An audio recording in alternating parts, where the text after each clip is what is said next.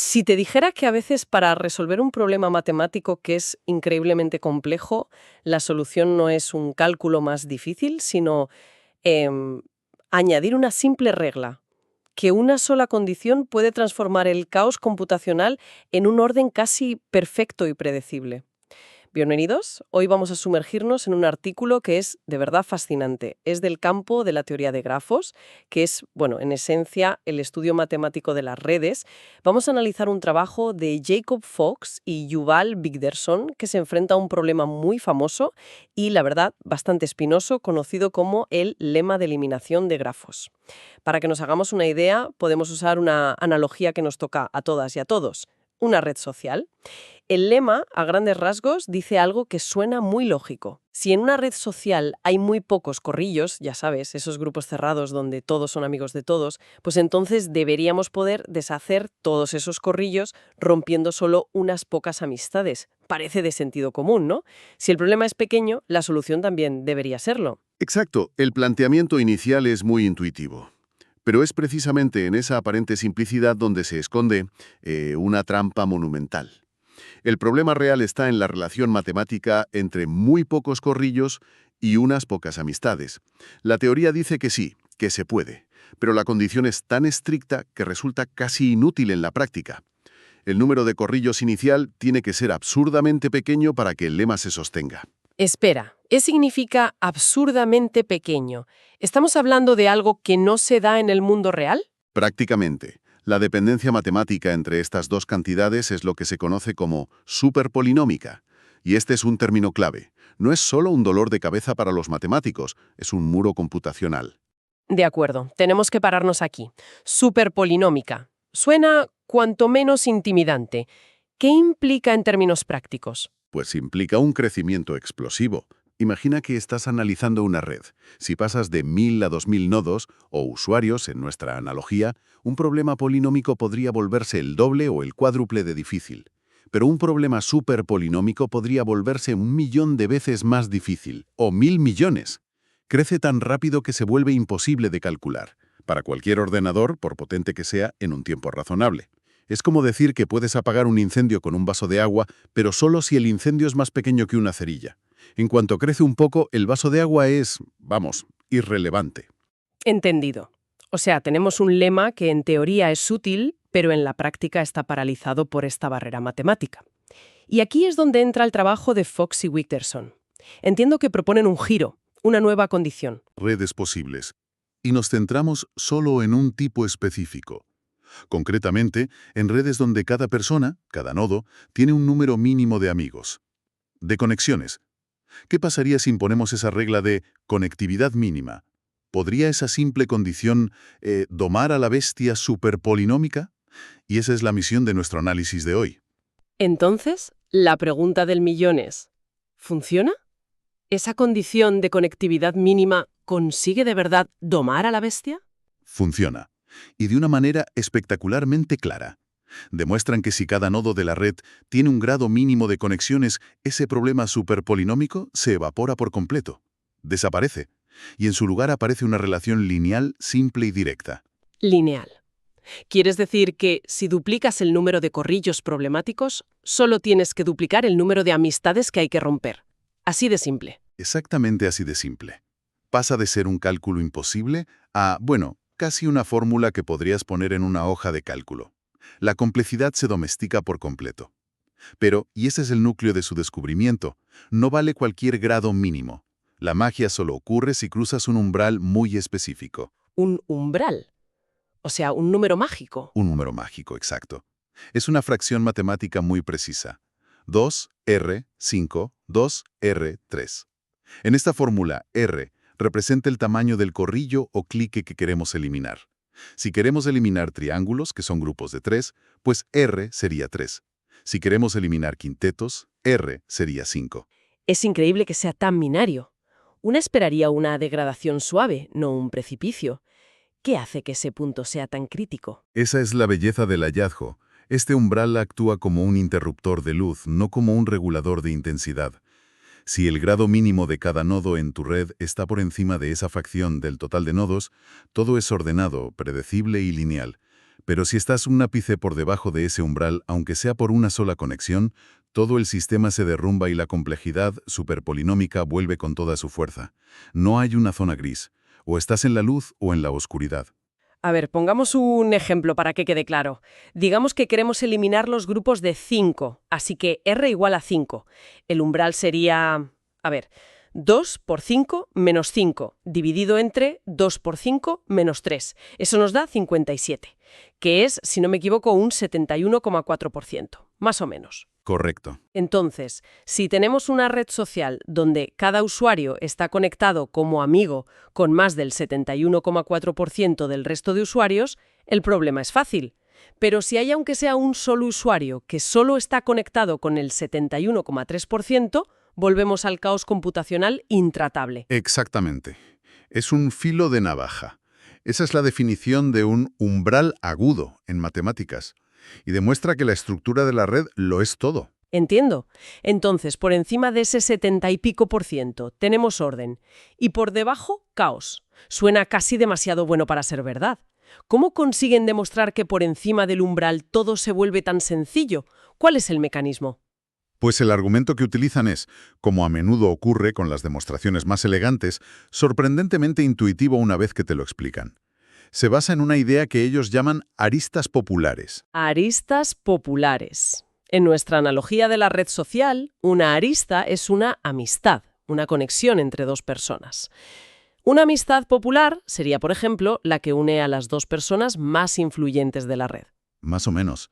Es una amistad que forma parte de muchísimos corrillos.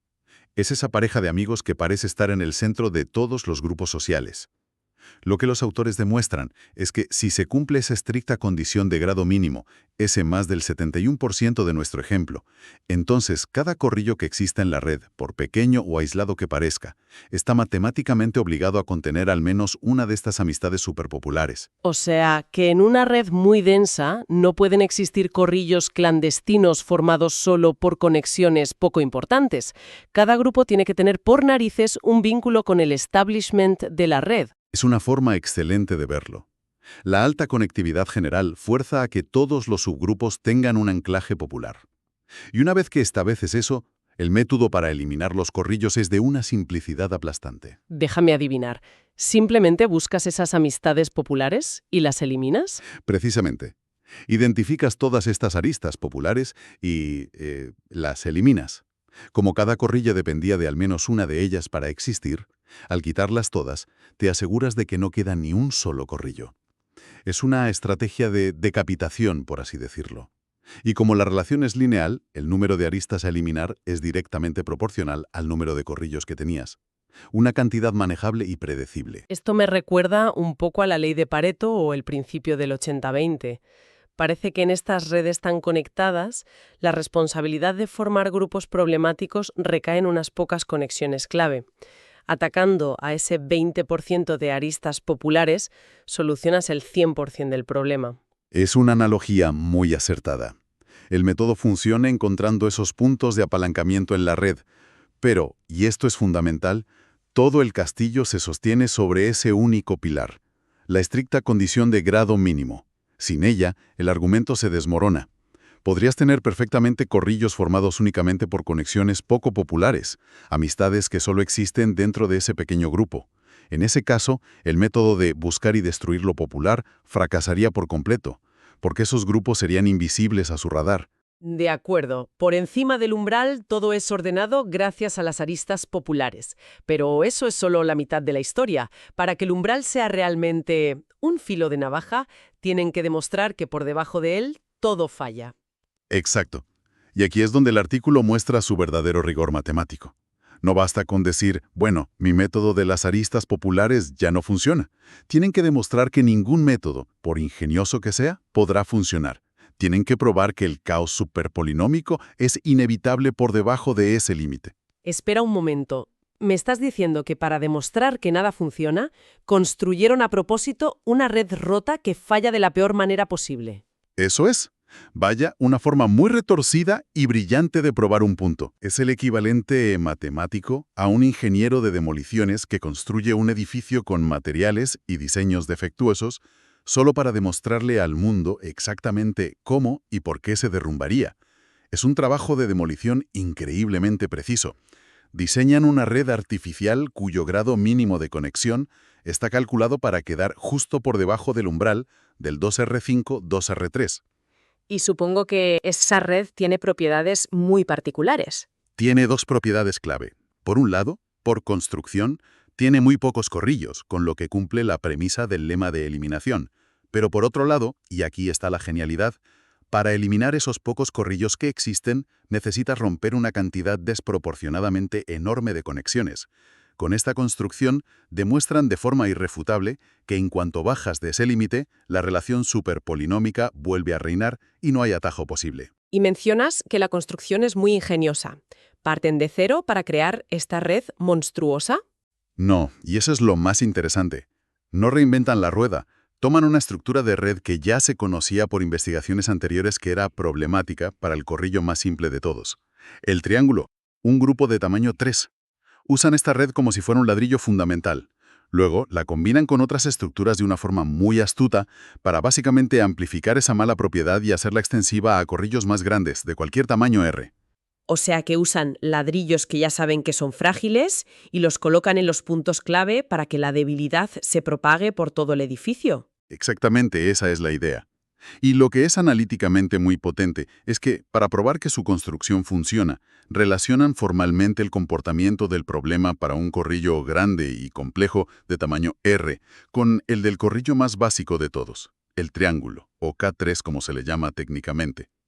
Esto no solo sirve para su demostración, sino que subraya la importancia capital que tiene el problema de eliminación de triángulos en todo este campo. Muchos de los grandes problemas de la teoría de grafos extrema se pueden entender como versiones más complejas de lo que ocurre con los triángulos. Es la piedra de Rosetta del campo.